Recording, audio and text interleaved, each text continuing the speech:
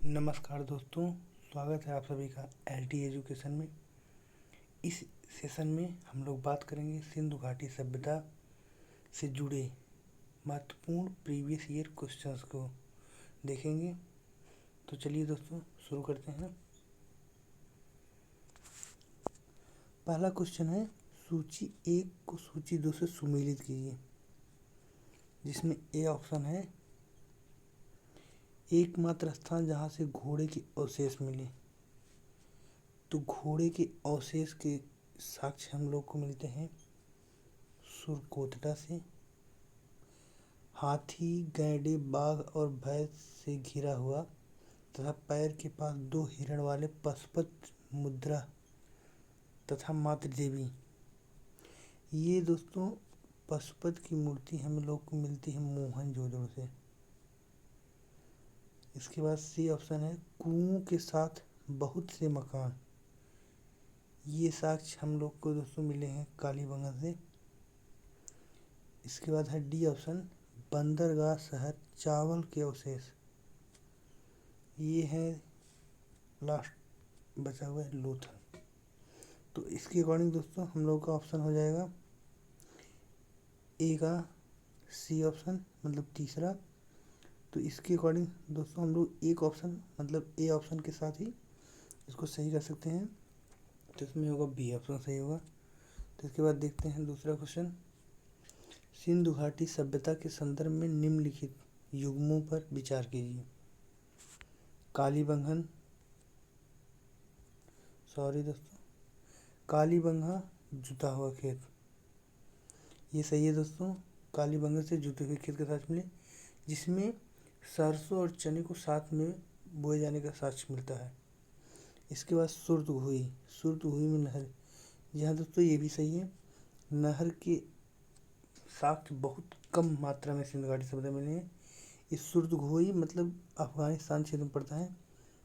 यहाँ से सुरतगुही और मुंडिकाक, ये 2 ऐसे स्थान हैं जहाँ से हमें नहरों के साक्ष्य मिलते हैं। तो ये भी सही है दोस्तों। इसके बाद आता है लोथल। ये लोथल नहीं होगा दोस्तों, ये है लोथल। यहाँ बंदरगाह, ये भी सही है दोस्तों। तो इस तरह से हम लोग का डी ऑप्शन सही होगा। इसके बाद देखते हैं दोस्तों अगला क्वेश्चन। क्वेश्चन नंबर 3, हड़प्पाई नगरों के संदर्भ में निम्नलिखित कथनों पर विचार कीजिए। पहला है कालीबंगा में हड़प्पा पूर्व तथा हड़प्पा कालीन दोनों अवस्थाएं देखने को मिलती हैं। तो दोस्तों ये जो बिंदु है ये हम लोग का सही होगा।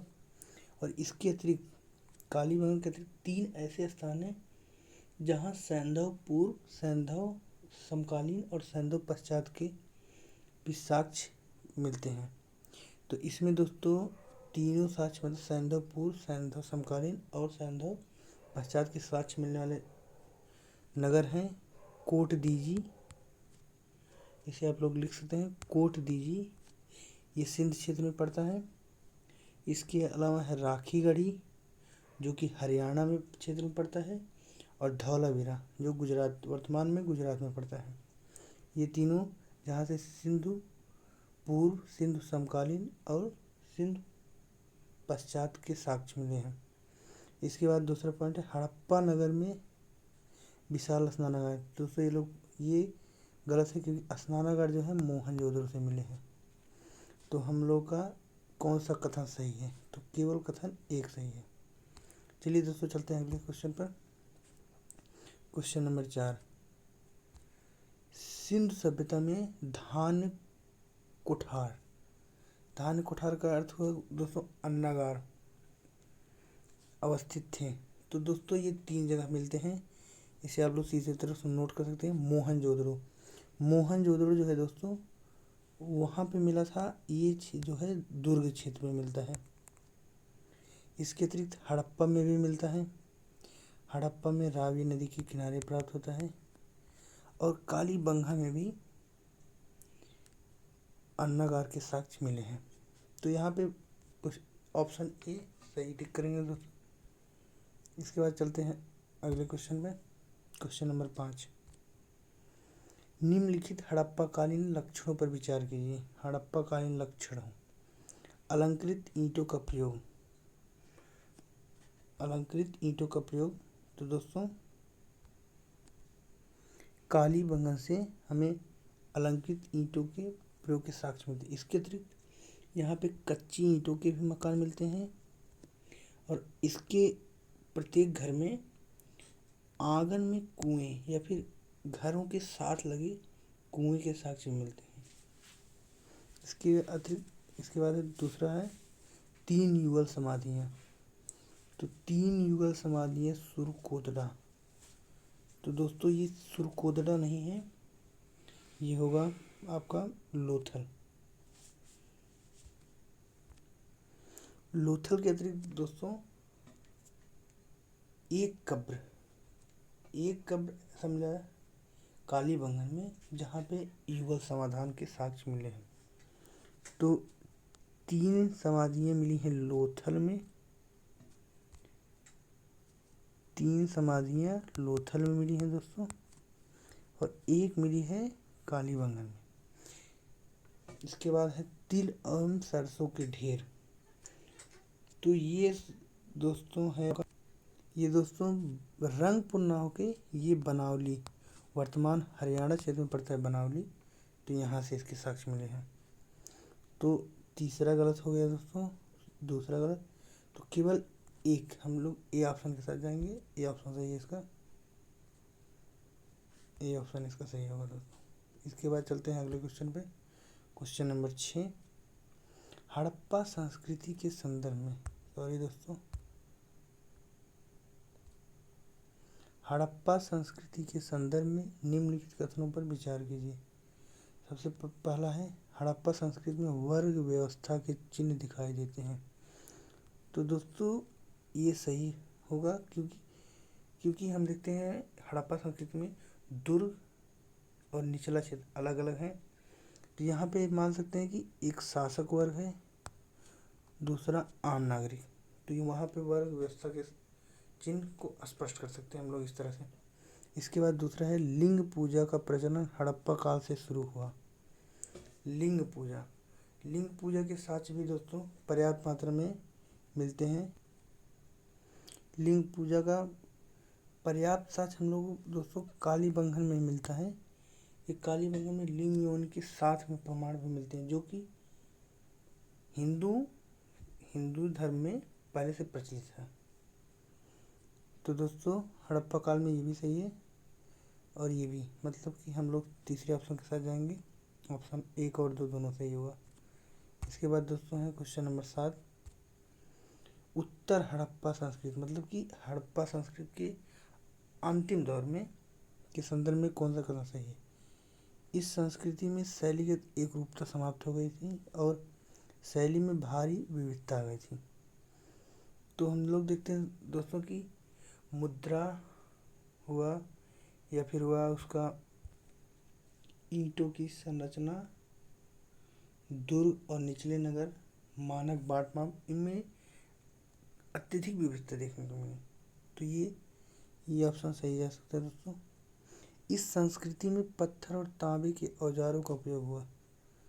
तो पत्थर के औजारों का उपयोग हुआ और तांबे के औजारों का मूलतः जो है उत्तर हड़प्पा संस्कृति को ताम्र पाषाणी सभ्यता ही कहा जाता है। तो ये ऑप्शन हम लोग का सही है। इसके हिसाब से दोस्तों हम लोग का ऑप्शन होगा 1 सही होगा, दूसरा भी सही होगा।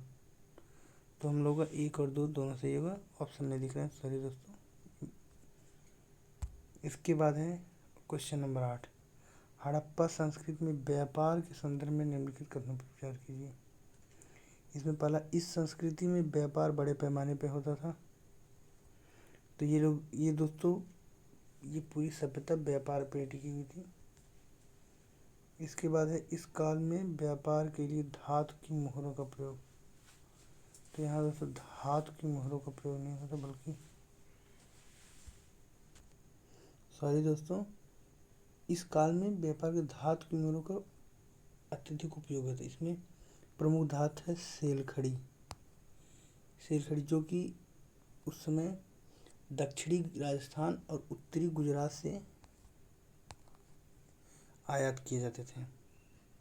तो दोनों ऑप्शन हमारे लोगों का सही है, 1 और 2 दोनों। इसके बाद चलते हैं अगले क्वेश्चन पे दोस्तों। क्वेश्चन नंबर 9, इसमें कहा गया हड़प्पा सभ्यता के संदर्भ में निम्नलिखित कथनों पर विचार कीजिए। हड़प्पा स्थलों से प्राप्त नीलम का आयात अफगानिस्तान से किया जाता था। तो ये दोस्तों सही है, क्योंकि हड़प्पा सभ्यता में नीलम, लाजवर्द या लाजवर्द मणि जिसको कहते हैं, जिसे आज के समय लापिस लाजुली भी कहा जाता है, ये तीनों बहुमूल्य जो पत्थर थे, ये बदखसा उसमें एक स्थान था अफगानिस्तान में, वहाँ से मंगाया जाता था।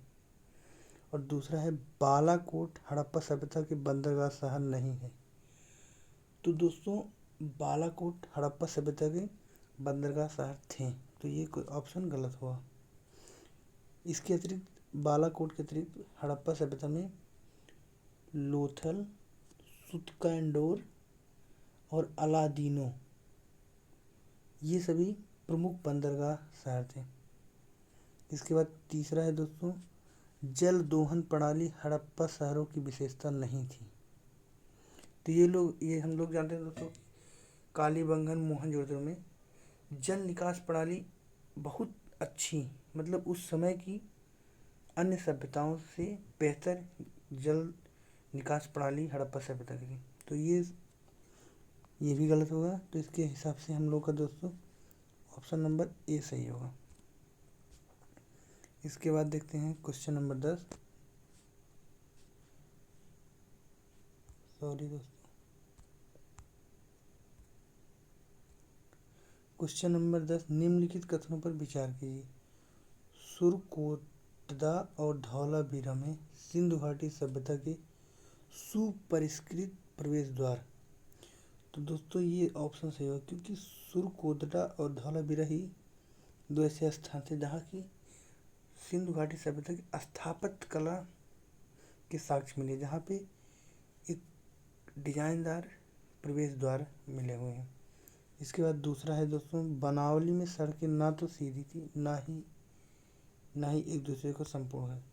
तो दोस्तों ये ऑप्शन भी सही हो, क्योंकि बनावली सिंधु घाटी सभ्यता का एक ऐसा नगर था जहाँ पे सड़कें और नालियाँ वगैरह बिखरे पड़े थे, ना तो नालियाँ साफ की थी ना सुव्यवस्थित ढंग से थी। तो ये दूसरा ऑप्शन सही होगा। इसके हिसाब से 1 और 2 दोनों ऑप्शन सही होंगे दोस्तों। तो ये रहे हमारे इस एपिसोड के 10 महत्वपूर्ण सवाल। इसके बाद अगले एपिसोड में हम इसके आगे देखेंगे दोस्तों। वीडियो पसंद आया तो ज़्यादा से ज़्यादा शेयर करें। चैनल को अगर नए हैं आप तो चैनल को सब्सक्राइब करें। जय हिंद दोस्तों।